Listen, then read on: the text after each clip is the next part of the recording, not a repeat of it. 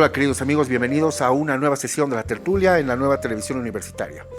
Esta noche vamos a dedicar a un episodio muy poco conocido dentro del conflicto chaqueño, la guerra del Chaco de 1932 a 1935, que alguna vez dijimos que es la parte militar, la parte de combate.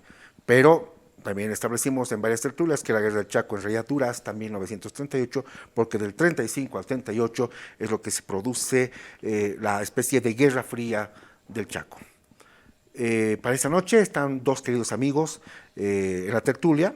Quiero dar primeramente la bienvenida a Rodrigo Rosa, especialista en todo lo que es armamento, investigación militar. Ya has estado en varias oportunidades con nosotros y es un gusto tenerte, pues, Rodrigo. Muchas gracias, Pablo, y también muy agradecido de la oportunidad de que podamos explorar estos pequeños capítulos de la Guerra del Chaco que son apasionantes y son muy poco conocidos y que además reflejan mucho de cuál era realmente el trasfondo en el cual se dio este conflicto bélico, un conflicto bélico que viene en un periodo histórico de transición que marcó lo que vendría a ser después la Segunda Guerra Mundial y bueno, cuyos resultados los seguimos viviendo hasta ahora. Gracias, Rodrigo. Y bueno, mi buen amigo de la infancia, inclusive, el doctor Germán Meleán, especialista genetista, especialista en ciencia molecular, ¿cómo está correcto? Biología molecular. Biología molecular. Sí. Germán, qué placer tenerte acá, pues, y tú como especialista, y seguro muchos ahorita tertulianos deben decir, ¿y qué hace un médico? No, lo que vamos a hablar es un tema muy importante, y bueno, Germán, qué gusto tenerte acá.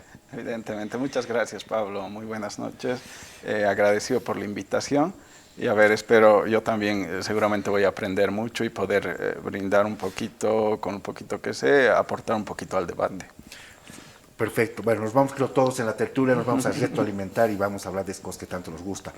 Estamos dedicando el programa a un episodio, habíamos dicho, muy poco conocido.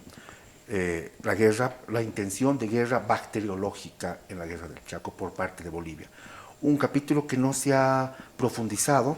Yo, bueno, debo comentarles que hace unos años hice un documental justamente que se llama Ángeles de la Guarda, la labor de los médicos, cirujanos y camilleros en las guerras de Bolivia desde la guerra de independencia hasta la última guerra del Chaco.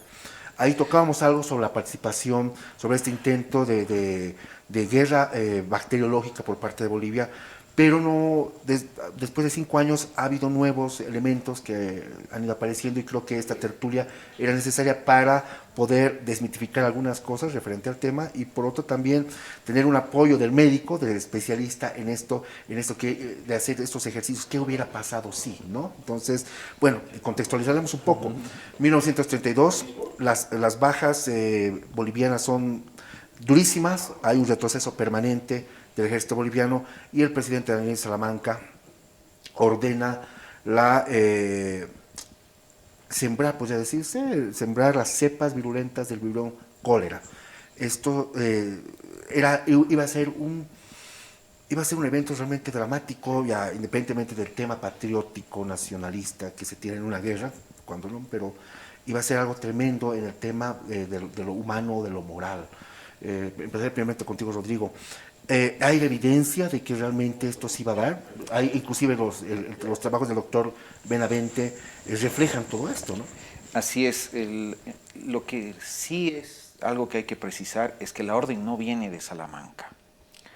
El doctor Abelardo Ibáñez Benavente era el jefe de sanidad militar en ese momento y estaba a cargo de todo lo que era la sanidad militar en el Chaco, y él ve con preocupación que producida la caída de Boquerón, se empieza a producir una suerte de desbande de las fuerzas bolivianas que empiezan a retroceder en masa cediendo el terreno.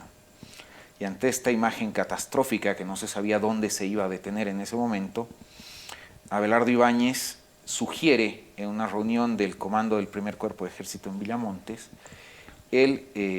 desatar la guerra bacteriológica. Y lo reconoce así en un libro que publica el año 1967 que se llama Sudor y sangre en el Chaco.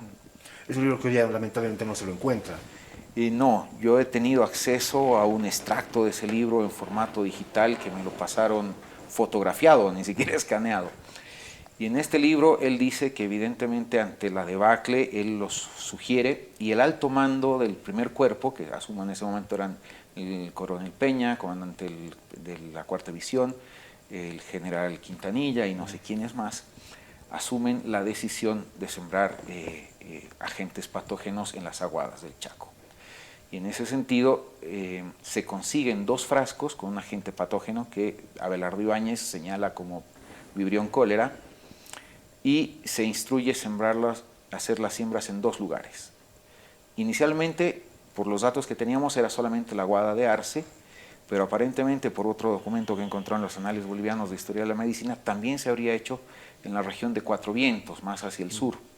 La idea era contaminar las aguadas e impedir al Paraguay seguir avanzando desde Boquerón y evitar una posible incursión desde más al sur, desde Cuatro Vientos. En ese momento era Teniente Coronel Bernardino Bilbao Rioja, en ese momento, porque él en sus memorias explica que el plan era hacer una medida de retroceder, o sea, dar la idea al enemigo de que se está retrocediendo, se está abandonando esos pozos, justamente para que los paraguayos puedan llegar a ellos. Es un tema complicado porque, por un lado, el general Lanza, que después asume el comando circunstancial del ejército, en tanto se esperaba la llegada de Kunt y se produce la renuncia de Osorio, Lanza había planteado que las líneas de abastecimiento bolivianas en el Chaco eran demasiado extendidas y era imposible sostenerlas, y que por lo tanto debería hacerse un retroceso hasta una línea que pasaba por Fortín Magariños, La China, y seguía hacia el norte hacia Fortín Vanguardia. Entonces, dentro de esa lógica del general Lanza, yo concibo que Bilbao Rioja también se planteó la necesidad de retroceder. Pero si tú contaminas las aguadas, después estás renunciando a recuperar ese terreno. Entonces, yo no creo que Bernardino Bilbao Rioja, que en ese momento comandaba por ausencia de Peñaranda la Cuarta División, haya sido parte de ese consejo, porque además Bilbao Rioja estaba en el frente y la decisión se toma en Villamontes. Eso es porque hay algunos errores, algunos dicen que él fue uno de los que se opuso, pero claro, tal vez tendría sentido si fuera en 1934-35, no el 32 cuando está empezando la guerra. Así es, el 32 Bilbao Rioja está probablemente en Muñoz o Saavedra, y la decisión, según el mismo doctor Abelardo Ibáñez, se toma en Villamontes, y él estaba en viaje al Chaco cuando se toma la decisión. Entonces se consiguen estos frascos que los provee un laboratorio en La Paz, y se entregan a 2 cirujanos del Cuerpo de Sanidad Militar con la orden de hacer la siembra de los cultivos. Y a partir de ahí ocurre un periplo poco rocambolesco de los frascos, porque se transportan de Villamontes a Saavedra en la noche, en el mismo vehículo que transportaba unas cajas de whisky solicitadas por el coronel Toro. ¿Cuándo no Toro? ¿No? Cuando no Toro. Y los camiones llegan a Saavedra de noche, se descargan, y en la descarga de los camiones se extravía la caja con los 2 frascos del agente patógeno, lo cual provoca un zafarrancho en Saavedra, en el cual quedaba la duda inclusive de si no se habrían bebido el contenido de los frascos. Y hay una suerte de pánico de qué va a pasar, si vamos a tener el brote aquí. Y en medio de esa situación, y esto es un tema que muy poca gente conoce, el jefe del hospital militar en Saavedra era Daniel Bilbao Rioja, hermano de Bernardino. Y él encuentra la caja a un costado de uno de los camiones que estaba aparcado frente al hospital.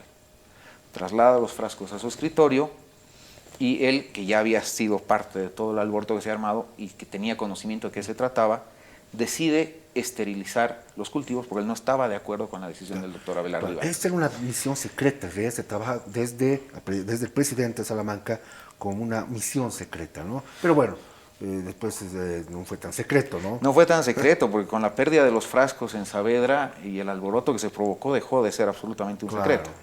Entonces, Daniel Bilbao Rioja en alguna ocasión contó que ante la duda de qué hacer con los frascos, él decide esterilizarlos, y entonces vierte alcohol en ambos frascos, y después informa haber encontrado las cajas. Se entregan entonces por orden del doctor Ibáñez al doctor Arce Quiroga, Gabriel Arce Quiroga. Que era un capitán, era joven, ¿no? Era un médico joven al que le encomiendan contaminar la aguada de Arce, y lo envían junto con el teniente Ruc, que era uno de los oficiales del Escuadrón Independiente de Caballería de la Cuarta División, a hacer la siembra de las aguadas en Arce. Y simultáneamente a otro médico, cuyo nombre lamentablemente no se conoce hasta ahora, se lo envía a Cuatro Vientos. ¿Por qué a Cuatro Vientos? Porque los pocos soldados que se encontraban en la zona habían recibido la vacuna contra el tifus al entrar al Chaco, y se dice que también habrían recibido algún tipo de medicación contra el cólera, y por lo tanto no había riesgo para las fuerzas bolivianas. Pero no se les comunica que se está yendo a hacer la siembra del agente patógeno. Ya. Querido Germán, ¿es correcto? Bueno, estamos hablando empíricamente, digamos, del tema de siembra, o sería una inoculación de esta bacteria, de este vibrión. ¿Qué es para hablar correctamente? ¿Cómo podríamos describir esto? Yo pienso que la inoculación sería a un sujeto, a un ser vivo, ¿no? Introducirla en el cuerpo. En este caso podríamos decir correctamente contaminación, probablemente, ¿no?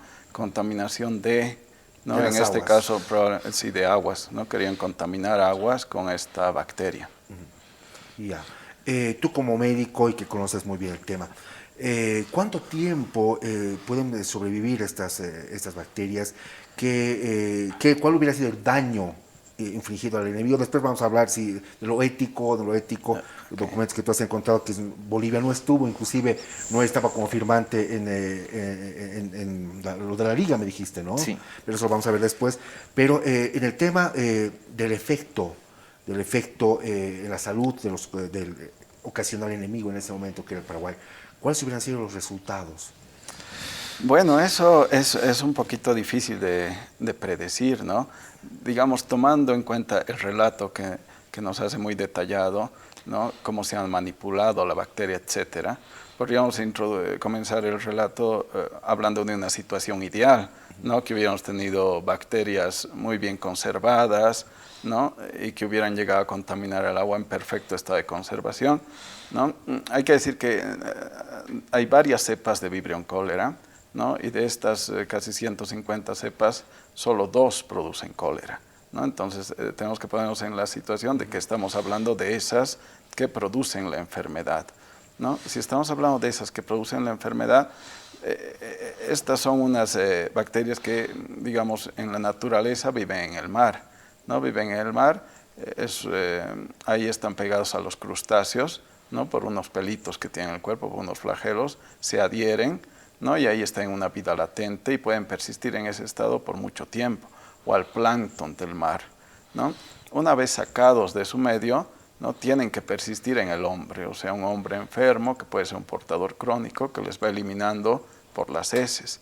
Y entonces la contaminación habitual en la enfermedad del hombre es por alcantarillados, digamos, que están en contacto con aguas que después se beben, entonces agua contaminada por heces al final de cuentas, ¿no?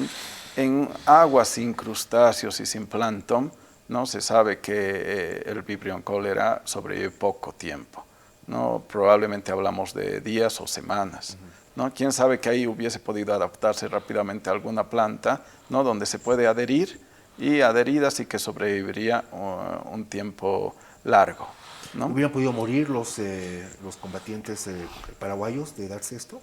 Digamos que en la situación en que estuviésemos en una cepa patógena, ¿no? No todo el que recibe la bacteria enferma, ¿no? Necesitamos recibir una gran cantidad de bacteria, ¿no? Porque la contaminación es por vía oral, se toma el agua, ¿no? Y el agua pasa primero al estómago, y en el estómago tenemos ácido clorhídrico, un fuerte ácido que destruye casi todo lo que pasa por la boca, ¿no? Es nuestra vía de defensa, además. Entonces, para que pasen hasta el intestino delgado, que es donde hacen su efecto patológico, necesita ingerirse en gran cantidad, ¿no? Asumiendo que hubiese habido gran cantidad, no todos los que portan esta bacteria en el intestino delgado se enferman, ¿no? Aproximadamente, pongamos, un 50-60% de personas sí se enferman, ¿no? Y la enfermedad puede ser desde casi asintomática, es decir, no producir casi nada, hasta ser muy grave y mortal. Bueno, estamos hablando en el conflicto monstruo, que siempre es una guerra, de por lo menos de estar de baja a los combatientes, que bueno, eso también era importante. Y me viene a la mente, o sea, Bolivia tiene, aunque no lo crean, tiene una tradición en esto, utilizar recursos, y nos remontaremos al siglo XIX, cuando en la batalla de Ingavi, previo a la guerra de 1841 contra el Perú, cuando Bolivia estaba a punto de ser desmembrada, y bueno, Bolivia obtiene un triunfo importante, pero antes el ejército peruano era mucho más numeroso que el boliviano, y muchas damas de la sociedad paseña, entre ellas la madre y la hermana del general Vallivian, que va a ser el vencedor de Ingavi, empiezan a repartir a todos los soldados que habían tomado La Paz estaba sitiada, empiezan a repartir a estos soldados peruanos peras en mal estado, y ocasiona unas disenterías que por lo menos saca 2.500 a 3.000 bajas, o sea, combatientes peruanos que ya no pueden estar para la batalla de Ingay, por ejemplo, ¿no? Entonces, podemos decir que esa es una guerra biológica, si vale el término, ¿no? En este caso, en el siglo XX, y bueno, guiándonos un poco a los antecedentes de la Primera Guerra Mundial, los gases venenosos, esta fábrica de muerte que nos muestra la Primera Guerra Mundial, obviamente se conocía todo eso y evidentemente, seguramente tanto, me imagino, Bolivia y Paraguay pensaron también en utilizar estas armas letales, ¿no? Podría decirse en ese momento innobles, porque no eran armas de combate, de combatiente contra combatiente, sino eran armas de daño masivo, ¿no? Claro, y esa condición de armas de daño masivo es la que hizo que precisamente en 1925 se firme la Convención de Ginebra. Esta primera Convención de Ginebra sobre el tema de armas químicas y biológicas, lo que hace es prohibir su uso y prohibir su venta a países en conflicto.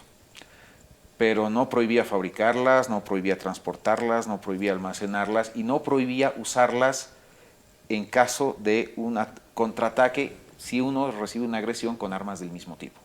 Entonces, si a mí me atacaban con armas químicas, yo estaba legalmente, si ya era firmante del pacto, a usar armas químicas para defenderme. Y lo mismo con las armas bacteriológicas. Claro, que hay que hallamos también en subjetividades, porque los temas que hasta el día de hoy se dan. ¿Quién empezó primero? ¿Quién atacó primero? ¿Quién disparó primero? Y en el tema de estas armas letales hubiera sido lo mismo. ¿Quién usó primero? Recién se prohibió la fabricación, transporte y demás de estas armas el año 1972, con la firma de la Convención de Armas Biológicas, que se entró en vigencia 3 años después, el 75, cuando los primeros países ratificaron y devolvieron la convención debidamente firmada y ratificada por sus gobiernos y todo esto.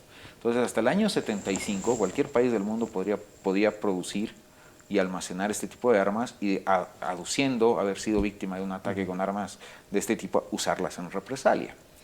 Y Bolivia no era la excepción. Es más, Bolivia no firmó el protocolo de Ginebra, no se adscribió al protocolo de Ginebra de 1925, sino hasta 1984.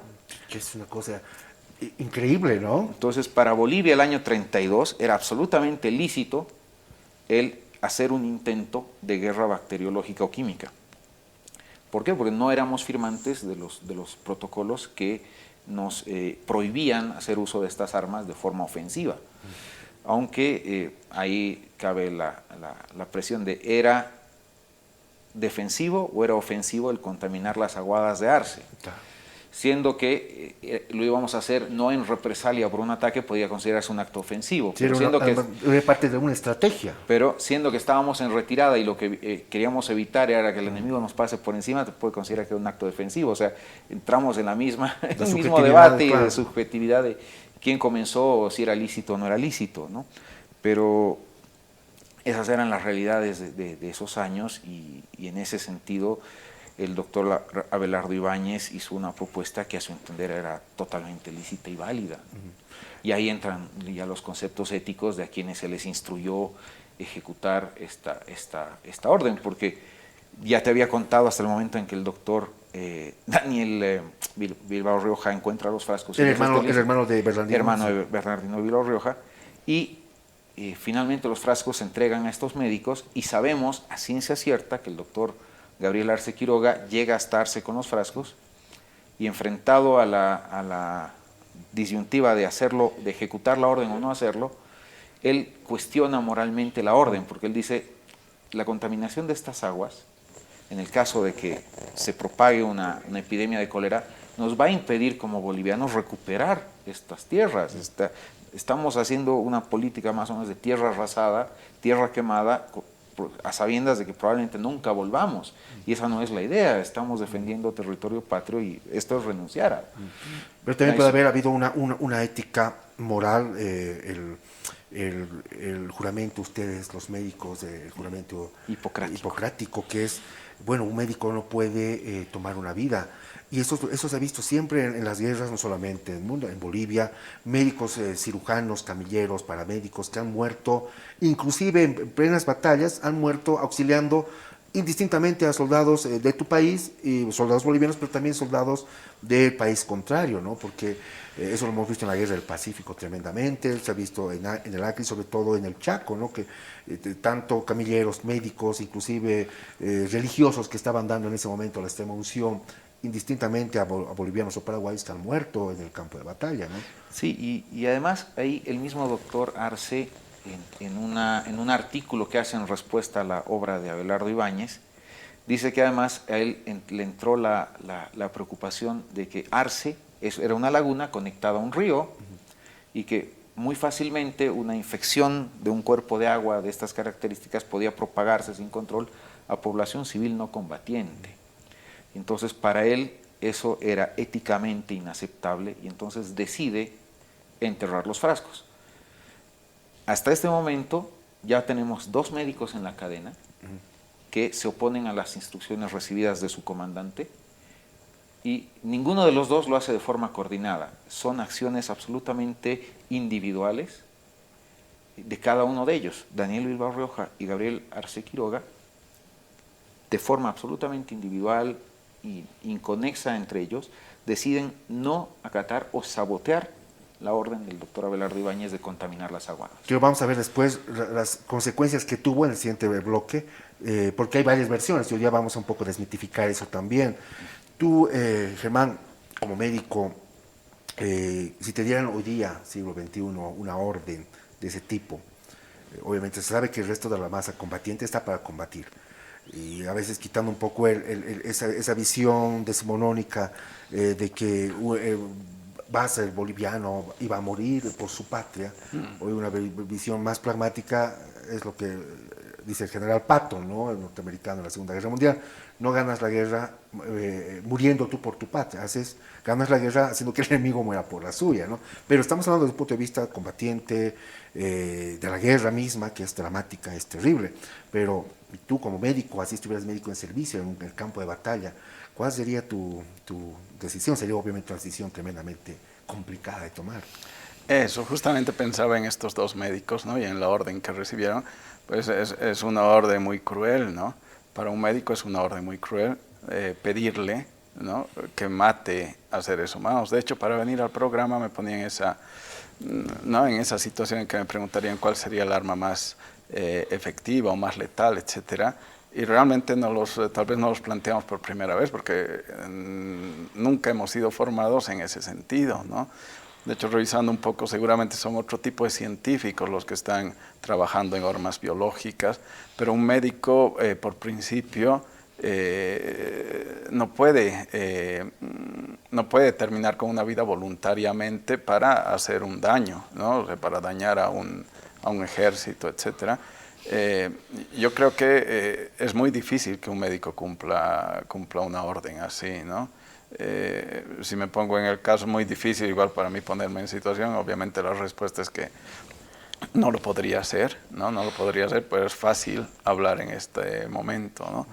Pero creo seguramente que para un médico es una orden muy dolorosa esa y muy difícil de cumplir. Tomando en cuenta además que los médicos en ese momento están por encima de ser médicos, son militares, que tienen un grado y responden a toda una línea, una cadena de mando, de, ¿no?, subordinación, no están subordinados. Y están ellos mismos, los médicos, viendo a sus compatriotas mutilados.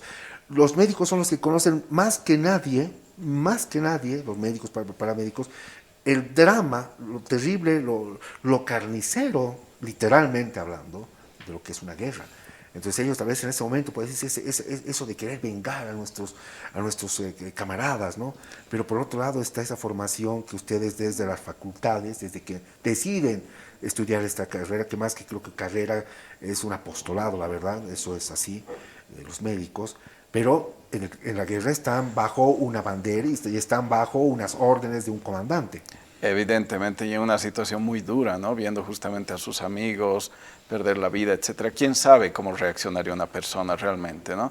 Pero por principio, para un médico tiene que ser muy difícil esa decisión. Perfecto. En el siguiente bloque vamos a continuar tocando más este tema, haciéndonos qué hubiera pasado sí, y vamos a ver, a desmitificar contigo, Rodrigo, algunas cosas sobre versiones que se habían dado, que estos médicos inclusive habían sido, yo leí una versión que habían sido inclusive, se dio la orden de fusilar, los otros que habían sido dados de baja con ignominia. Esto lo vamos a ver ahora ya a la luz de la documentación que tenemos hoy. Claro que sí. Continuamos entonces después de la tertulia, queridos amigos, enseguida después del corte. Gracias, queridos amigos. Continuamos en la tertulia, en este tema tan apasionante, donde inclusive cuestionamos parte de lo moral o ético en una guerra, en este caso la guerra del Chaco, de 1932 a 1935, y este intento de desatar una guerra bacteriológica que hubo por parte desde el presidente Daniel Salamanca y los mandos bolivianos. Estamos aquí pues compartiendo y pensando y repensando desde nuestro tiempo. A ver, 1932, la medicina ya ha dado saltos muy importantes, ya se conoce mundialmente el factor Rhesus, que es lo que determina las diferencias, las familias de tipos sanguíneos. Sin embargo, justamente mucha información, muchos documentos de los médicos y en el trabajo también que el doctor Ibáñez Benavente habla de este problema que hubo y muchos pacientes, muchos heridos murieron por realizarse malamente las transfusiones, porque evidentemente no se tenía siquiera un tipo sanguíneo en el ejército boliviano. Me imagino, por supuesto, también en el paraguayo. Evidentemente, hasta el día de hoy, digamos, a veces no se puede determinar precisamente con el primer laboratorio el grupo y factor, ¿no? Pueden haber errores, ¿no? Yo en un primer laboratorio he salido O positivo, pero resulta que había sido A, ¿no? Entonces, hasta el día de hoy pueden haber errores en la situación. Me imagino ya en medio de una guerra y con los recursos que había en ese momento, entonces sí que los recursos de laboratorio eran escasos seguramente. Claro, en ese momento allá, según lo que se habla, es de las crónicas de los médicos, no estaban muy bien, no estaban nada bien equipados los hospitales, tal vez salvo el de Villamontes, y claro, donde sí había más recursos eran en los hospitales. Básicamente se habla así: La Paz, Cochabamba, Sucre, no se habla de un hospital en Santa Cruz, por ejemplo, pero son los donde recibían los heridos, mutilados, lesionados en la guerra del Chaco, ¿no? Claro. Además que hubo temas de sanidad sumamente complicados en la guerra del Chaco. No nos olvidemos que en la zona de Macharetí, Choretí, Camiri hubo un brote de peste bubónica tan severo que se tuvo que evacuar completamente Choretí y mandar a la gente a Camiri. Y tuvo que prender fuego a la población, fue la única forma que se consiguió de contener esta epidemia. Inclusive hubieron casos de viruela. Abelardo Ibáñez cuenta en su obra que poco antes de empezar la guerra, en el mes de julio, el ejército boliviano no contaba con hospitales de campaña para ser montados en el frente, y él logra adquirir en Buenos Aires y despachar a Bolivia antes del estallido de la guerra 2 de estos pequeños hospitales de campaña. Entonces, realmente la condición en la que los médicos en el frente tienen que hacerse cargo de la sanidad es un poco dramática.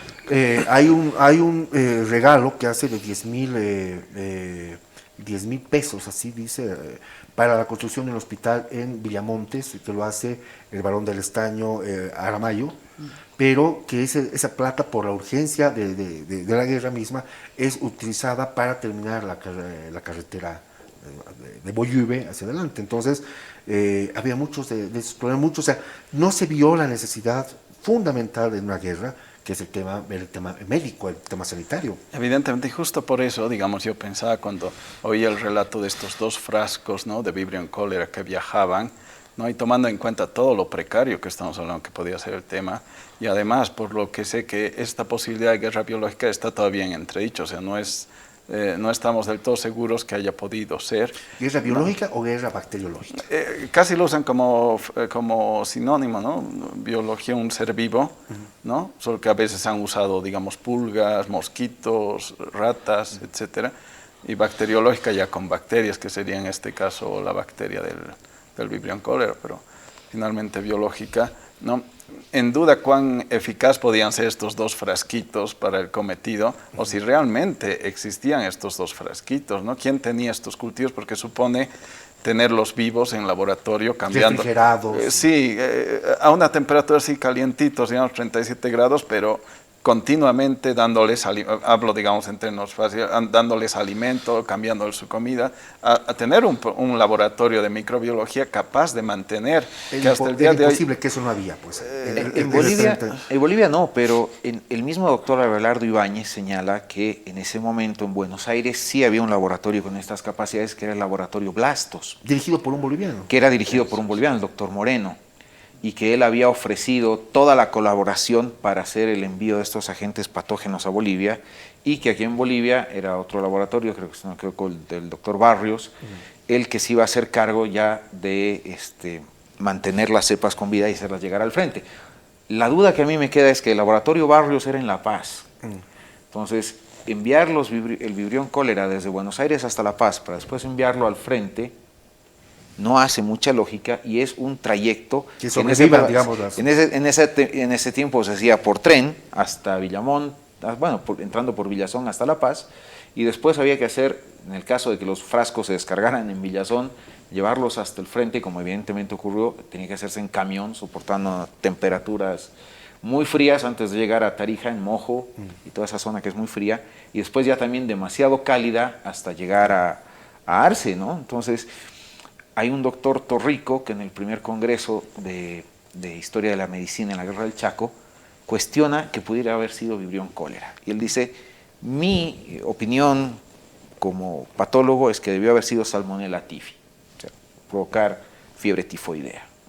¿Por qué? Porque ese es un agente patógeno más fácil de mantener, más fácil de propagar, y que finalmente lo que iba a hacer era lo mismo, iba a provocar una epidemia de fiebre tifoidea que iba a ralear las filas que podría ser, paraguayas. Germán, podría ser más duro, digamos, en las consecuencias, no, la salmonella es mucho menos nefasta, ¿no?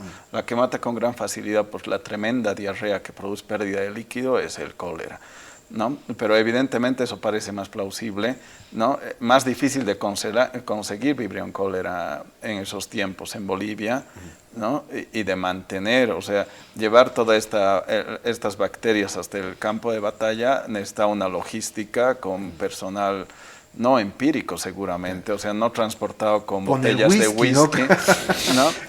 Es una cosa increíble, ¿no? Resiste muy bien, pero quién sabe que no hubiese sido efectivo, quién sabe que sí, pero está eso que seguramente necesita una gran logística para tener efectividad, ¿no? En dos frasquitos. Mientras que la Salmonella typhi probablemente produce la fiebre tifoidea, ¿no? Puede no matar, ¿no? O sí, ¿no? Pero produce un periodo en que seguramente el combatiente no va a estar activo, ¿no? Y es más fácil de transportar, pero igual yo creo que de todas formas hace falta una logística, pensando desde La Paz, ¿no? Hasta el Chaco hace falta una logística, y probablemente 2 frascos sean insuficientes, ¿no? Para poner observaciones sobre esto, que estas versiones, evidentemente. Sí, y además se sabe plenamente que tanto en Paraguay, tanto en Bolivia, parte de las bajas de los dos ejércitos era porque tenían justamente tifus, tenían muchas enfermedades que no era necesario siquiera que se manden ciertos cepas ni nada, porque ya de por sí los combatientes de ambos países estaban sufriendo una serie de calamidades por estas enfermedades, por las pestes. Y por sí, todo. La disentería fue y la tuberculosis. Era como un resfrío para el combatiente.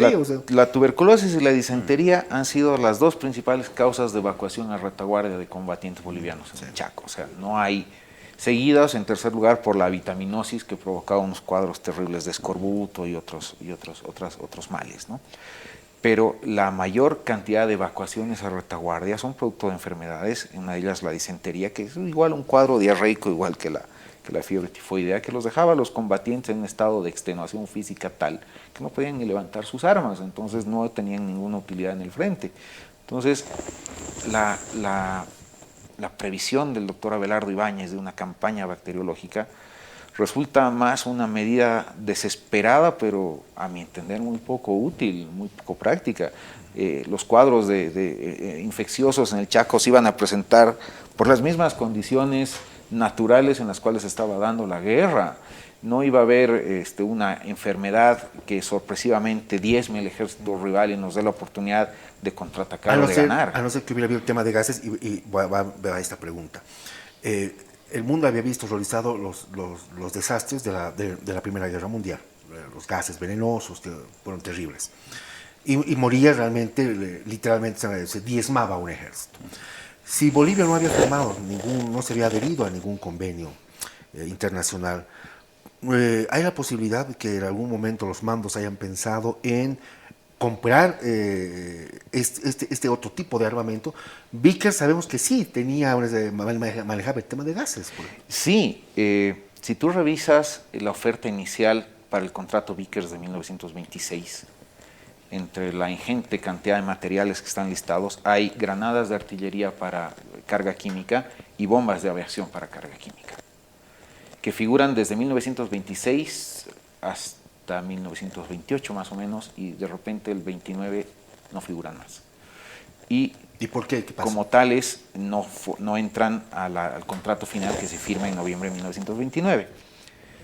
Durante mucho tiempo se dijo que Bolivia, por un espíritu altruista y humanista, había renunciado al uso de gases químicos para la guerra, pero resulta que revisando un poco más, y indagando un poco más y hurgando un poco más en los entretelones de lo que ocurría en el mundo en ese momento, la Convención de Armas Químicas y Bacteriológicas de 1925 prohíbe el uso ofensivo de las armas químicas y bacteriológicas y prohíbe su venta a países en conflicto.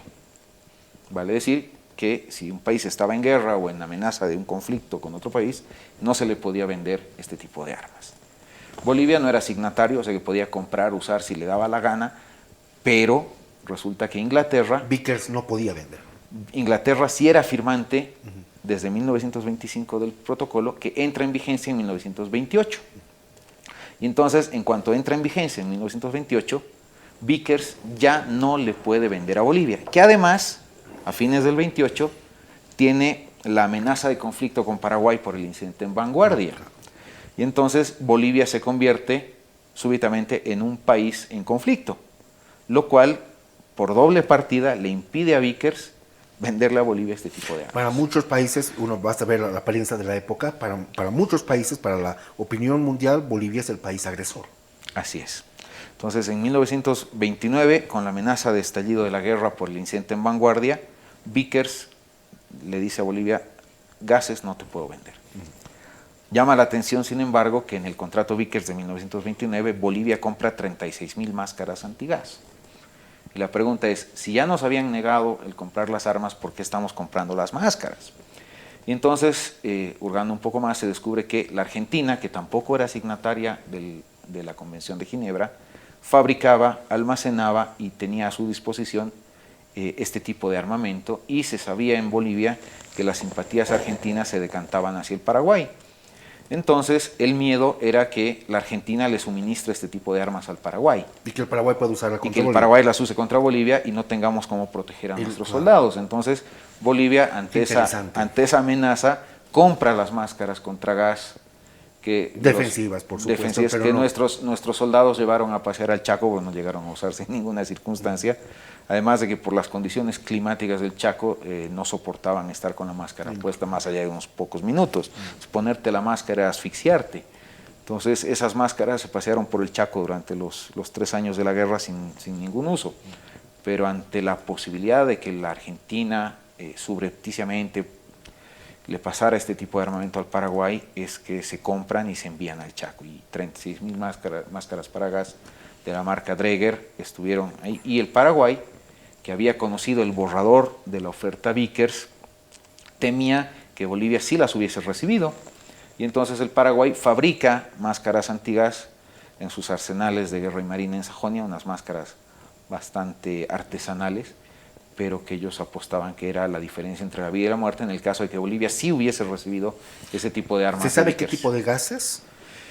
Tengo entendido, no hay un detalle muy específico en la documentación que se conoce del contrato Vickers, pero en ese momento el gas químico por excelencia que se manejaba en los arsenales británicos era el gas mostaza. El que había estado ya en vigencia en la Primera Guerra Mundial. Así Cuando es. inclusive hasta las caballerías, hasta los caballos tenían estas máscaras. Los caballos, los perros, No, hicieron era máscaras de todo tipo, ¿no? Tú como médico, ya digamos dentro de la crónica y tus investigaciones, pues felizmente no has tenido que seguramente tratar con pacientes producto del gas, salvo los gases en nuestro cotidiano urbano paseño lo recibimos todo el tiempo, pero hasta eso estamos ya acostumbrados. Pero en el tema bélico, en el tema de los conflictos internacionales, ¿cuáles son las consecuencias, digamos? ¿Hay consecuencias ya colaterales, tal vez definitivas, en los pacientes que sufren estos ataques de estos gases? Sí, la expresión de estos gases son tremendos, ¿no? El gas mostaza tiene el hidrógeno y el azufre, ¿no? Que se unen a células de defensa de nuestro cuerpo, dañan la piel, producen unas ampollas tremendas, en el aparato respiratorio también, ¿no? Al cabo de horas, ¿no? o días pueden producir la muerte rápidamente de gran cantidad de población, ¿no? No hay un antídoto, digamos, que sea totalmente efectivo, ¿no? Hay que eliminar este gas de la forma más rápida posible. O sea, se necesitaría una acción muy rápida para salvar a una persona de este gas mostaza. Y el otro, el gas nervino, digamos, que también se ha utilizado, ¿no? Que prácticamente hace que los músculos no obedezcan, ¿no? Los músculos de la respiración, los músculos del movimiento. Este gas que mencionas, el segundo, es más moderno, ¿verdad? Es más moderno, me parece. El que estaríamos hablando de la guerra del Chaco sería el gas mostaza, el que El ya gas mostaza, imperaba desde principios del siglo XX, ¿no? Sí, que era más artesanal en su fabricación, me parece. Sí, estaríamos hablando de ese, ¿no? Que podía matar, que producía grandes lesiones a nivel del epitelio respiratorio, ¿no? Y que las personas morían típicamente con unos sangrados que salía la sangre por los oídos, por la nariz, ¿no? Y arrasaba con... Es una maravilla que no se haya realmente, dentro de lo terrible que es la guerra, que no se haya utilizado, que ni Argentina hubiera podido proveer este gas al Paraguay, que nosotros, porque claro, hubiéramos estado, nuestras tropas bolivianas hubieran estado expuestas, ¿no? Evidentemente. Que lo del vibrión cólera era pues nada en comparación. Era nada, evidentemente, era, ¿cómo habría salido? Pero probablemente no iba a ser tan, ¿no? Catastrófico como un gas, seguramente, para nada. Bueno, es importante para reflexionar y para, bueno, por eso, en estas tertulias que nos gusta, ¿qué tal si hubiera sido? Porque claro, estábamos a punto de sufrir otro tipo de cosas, ¿no? Claro, o sea, uno se pone a pensar que la guerra del Chaco fue una guerra de transición entre la Primera y la Segunda Guerra Mundial. Se cambió la forma de hacer la guerra, pero todavía prevalecía el afán de destrucción masiva del enemigo, y en ese contexto no hubiese sido descabellado que si la Argentina le suministraba los gases al Paraguay o Bolivia conseguía comprarlos, ambos países hubiesen recurrido a este tipo de armas en el conflicto bélico, aunque en la modernidad todos nos gusta decir que éramos altruistas, humanistas, que nunca lo hubiéramos hecho, pero nosotros no vivimos ese conflicto, no estuvimos ahí, y realmente es muy difícil decir no lo habríamos hecho. Ya vemos que el doctor Abelardo Ibáñez, un médico, toma la decisión de sugerir una campaña bacteriológica en contra de otro país, a una costa de, quién sabe, enfermar a los propios combatientes bolivianos. Y ese miedo es visible porque otro de los hermanos de Bernardino Bilbao Rioja, Napoleón Bilbao Rioja, quien era dentista en el ejército también, cuenta que producida la expedición de Arce Quiroga a Fortín Arce, un poco gracioso, Arce, todavía llegaron tropas bolivianas en retirada de Alihuatá de paso por Arce, y la última en hacerlo venía al mando del hermano menor de Bernardino Bilbao Rioja, Sinforiano Bilbao Rioja, y desconociendo la presunta contaminación de la laguna, instruye a sus tropas a cargar sus caramañolas en las aguadas de Arce. Entonces, cuando llegan a Saavedra, tanto Napoleón Bilbao Rioja como Daniel Bilbao Rioja sabían lo que había ocurrido, no sabían si se había inutilizado los cultivos con lo que había hecho Daniel Bilbao Rioja, no sabían que el doctor Arce Quiroga no había contaminado las aguadas y se ven obligados a poner en cuarentena a los hombres de Sinforiano Bilbao Rioja en espera de ver qué pasaba. Y ellos decían, si esos hombres estaban enfermos y llegaban y nosotros no sabíamos de esta posible contaminación, probablemente hubiésemos desatado una epidemia en el propio campo boliviano que a la larga hubiese sido peor, mucho más que en el contraproducente. mucho más contraproducente que el daño producido al Paraguay, ¿no? Entonces, era jugar a una lotería muy peligrosa. Me parece que también consideraron algo de la vacunación, ¿no? Junto al plan. Sí, se hicieron llevar dosis de vacunas a Villamontes y se empezó a inocular con estas vacunas a todos los combatientes que venían ingresando, pero ya habían combatientes que habían casi 4.000 hombres en el Chaco desde septiembre, ¿no? Que no habían recibido la vacuna y eran las tropas veteranas bolivianas y hubiesen sido las primeras víctimas en este caso. Tocas un tema que siempre es para reflexión. Siempre las guerras empiezan, y bueno, en la historia hemos visto, con una declaratoria o una invasión, pero son, entre comillas, cordiales, hay un protocolo. Vemos esto con los pilotos, que hablamos en otra tertulia, con los pilotos, tanto paraguayos y bolivianos, que se hacen homenajes, pero mientras va pasando el tiempo, inclusive lo que pasó en la Segunda Guerra Mundial, mientras va pasando el tiempo, el corazón del hombre, del combatiente y de la sociedad, de los involucrados, se va endureciendo. Y cuando ya empiezas a tener muertos en tu familia, amigos, es otra cosa, o sea, termina terriblemente, o sea, más bárbaramente que cuando ha empezado. Y es posible que muchos médicos también se ha sabido de casos que finalmente terminaron combatiendo, ¿no? Porque no les quedaba otra. Claro, ¿no? y llegas a una situación del ojo por ojo y diente por diente, ¿no? O sea, se deshumaniza el combatiente precisamente por el sufrimiento, por el padecimiento, por lo que ve pasar en su entorno y ocurren. El estrés de combate, que ahora, bueno, se habla médicamente de esto, pero que sí es una constante siempre. Y se deshumanizan y despierta lo peor del hombre. Y entonces el hombre se convierte en ese famoso lobo del hombre, ¿no? Claro. Nos convertimos en depredadores y somos capaces de las mayores salvajadas. No hace mucho volví a revisar en uno de los tantos foros sobre la guerra del Chaco en los que participo, donde se hablaba del trato a los prisioneros, se habla de los trofeos que tomaban los combatientes, ¿no? La famosa sarta de orejas de Carmelo Cuéllar. La mochila llena de orejas, ¿no? O la mochila llena de orejas del coronel Ruiz. Y de Carmelo Cuéllar, y de ¿no? Carmelo Cuéllar. O se habla, por ejemplo, no hace mucho, de la calavera del soldado Morucci, que un soldado paraguayo se llevó trofeo y está ahora en un museo en Paraguay, ¿no? O sea, a ese extremo perdemos el sentido de humanidad, de solidaridad, y nos convertimos en máquinas de odio y destrucción capaces de las crueldades más grandes. Volviendo al tema del médico, el joven médico Arce Quiroga, que es el que finalmente, en el momento que ya estaba en las lagunas, tenía que simplemente ya poner las cepas del Biblión cólera. Él decide no hacerlo. No vamos a entrar que si fue altruista o si fue moral o era un sentido de conveniencia, digamos, por sobrevivir, o sea, por darse cuenta de las consecuencias para el propio ejército. Lo cierto es que lo hace. O sea, lo cierto es que no cumple la orden. En una guerra no cumplir una orden, eso te implica desde una corte marcial, que puede ser, digamos, arresto, encarcelamiento, hasta inclusive un fusilamiento, que eso es muy permitido y que estuvo vigente en Bolivia y también en Paraguay. En Bolivia estaba vigente la pena de muerte, claro, y especialmente en caso de guerra, no hay que olvidarnos de eso. Se habla de alrededor de 1.000 fusilados durante la guerra. Por supuesto, pero volviendo al tema, este doctor Arce Quiroga decide no cumplir la orden. Eso ya es un desafío a la línea de mando. Se habló por mucho tiempo en muchos libros que lo veíamos que este médico inclusive se lo había condenado, fue dado de baja con ignominia, se lo expulsó del ejército, y en muchos libros y muchos textos circuló esta versión. Pero lo cierto es que después se supo, y en las palabras del propio ya excombatiente, ya muy anciano, el doctor Arce, que no había sido así.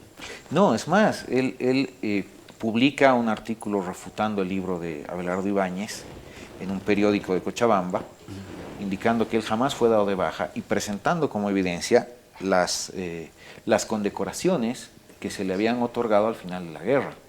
Entonces él dice, yo no solamente no fui dado de baja, continué en servicio y fui condecorado. Entonces ahí empiezan a sembrarse algunas dudas, ¿no? Porque además Abelardo Ibáñez pasa de ser jefe de la sanidad militar, el médico de más alto grado en el ejército, a ser el responsable del hospital de traumatología que implementa el Banco Central aquí en La Paz. Entonces, ¿qué pasó ahí? ¿No?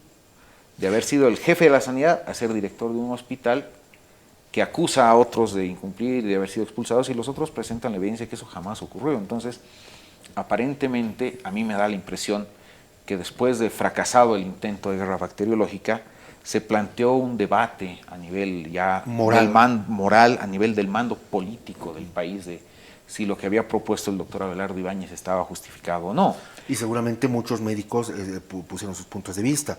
Y aquí toco esta nota, que como te decía, no es posible que él haya decidido, pero Bernardino Bilbao Rioja, el héroe, hoy nuestro mariscal, pero él en sus memorias también cuenta y dice así, y cito textualmente, si Bolivia, dice, o sea, hubo gente que no estuvo, parte de los mandos que no estuvo de acuerdo con esta medida, innoble, así pone textual, subraya, innoble. Y si Bolivia va a ganar la guerra, va a ser con armas nobles, ¿no? Eso lo pone en sus memorias.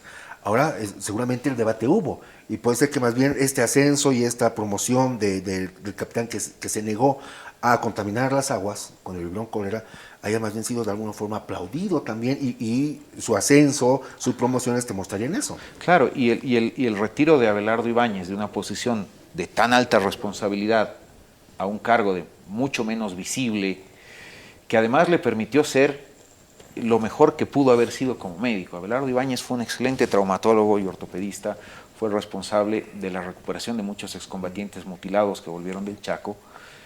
No habría sido posible si él no hubiese sido removido de este cargo, alto cargo que tenía, y haber sido llevado a un cargo en retaguardia de mucha menor responsabilidad. Entonces, probablemente este debate moral, ético, de si se debía o no se debía, sí se dio, y finalmente se decidió apaciguar las aguas de la forma menos llamativa posible, ¿no? El doctor Abelardo Ibáñez es llevado a un lugar, el otro doctor es cambiado de destino, y cada quien sigue su carrera. Y ahí entra el debate entre la línea de los militaristas, la línea que dicen, no, hay que ganar, la visión pato, ¿no? O sea, hay que hacer que el enemigo, y la otra que inclusive en pleno campo de batalla, en plena guerra, puede haber también estos razonamientos morales. Claro. Ya hemos terminado, queridos amigos, pero las conclusiones, primeramente contigo, Rodrigo, y quisiera que tú termines y nos dejes como médico una reflexión sobre este tema tan bonito que hoy hemos tratado. Bueno, como siempre he dicho cuando hemos tenido la oportunidad de conversar del tema, la guerra del Chaco fue una guerra tan cruel, tan dura, tan poco humana como cualquier otra guerra en el mundo. No fue peor porque no se dieron las condiciones.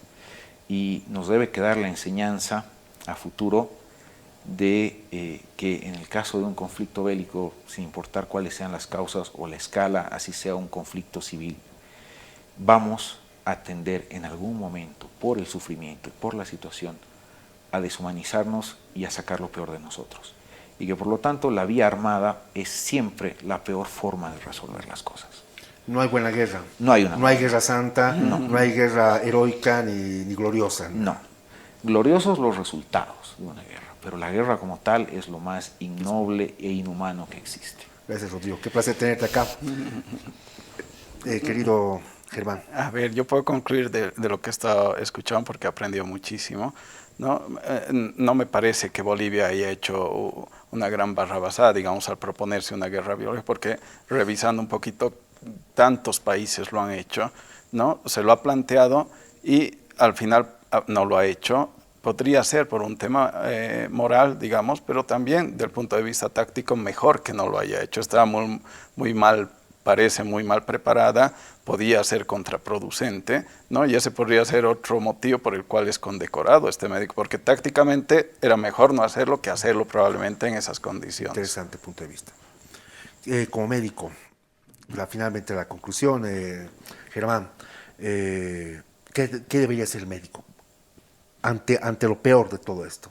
¿Negarse o cumplir la orden? Bueno, ahora lo podemos decir a la luz de estos años y de la nueva ética y toda la corriente ética que nos lleva, ¿no? Evidentemente la respuesta es que el médico no puede intervenir más allá de ser un médico en el conflicto bélico. Salvar ¿no? vidas. Salvar vidas, atender a los pacientes y sea del bando que fuese, como lo han comentado en el principio, ¿no? Ese debería ser nuestro rol. Ahora, si el ejército está interesado en otro tipo de armas, seguramente no es el médico el profesional que necesita, es otro tipo de profesional. Perfecto. Germán, os digo, qué placer tenerlos. Y a ustedes, amigos televidentes, hemos llegado aquí al final de la tertulia con este tema importante. No hemos sacado unas conclusiones definitivas, porque creo que no pueden sacarse conclusiones definitivas, pero simplemente lanzamos una serie de ideas, una serie de pensamientos, cuestionamientos y de una forma de repensar nuestra historia desde la mirada que hoy tenemos del siglo XXI. Muchas gracias.